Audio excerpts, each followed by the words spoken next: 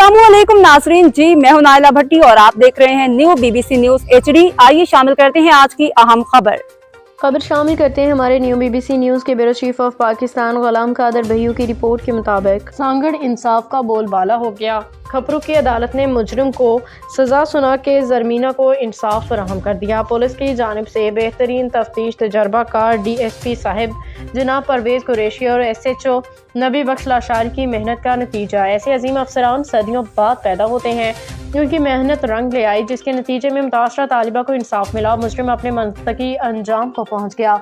तफसील के मुताबिक जरमीना केरियो ज्यादती केस का अदालती फैसला आ गया। स्कूल के उस्ताद मोहम्मद इब्राहिम केरियो पे तालिबा के साथ जिनसी ज्यादती का जुर्म साबित होने पे खबरों की अदालत ने उन्हें उम्र कैद और 5 लाख रुपए जुर्माना की सजा सुनाई, जबकि तालिबा जरमीना का इसकात हमल करने वाली रजिया कंबर को भी 5 साल कैद की सजा सुना दी गई। अदालती फैसले के बाद मुख्तलिफ शोबाए जिंदगी से ताल्लुक रखने वाले अफराद ने इसे सच की फतह करार देते हुए कहा कि इस तरह के वाक़यात में मुलविस अफराद को इसके फैसलों से जराइम में कमी का सबब बनेगा। खबरों अदालत के फैसले पे अवाम ने फैसले का खैर मकदम किया है। अब तक के लिए इतना ही। मज़ीद खबरों और अपडेट्स के लिए देखते रहें न्यू BBC न्यूज HD।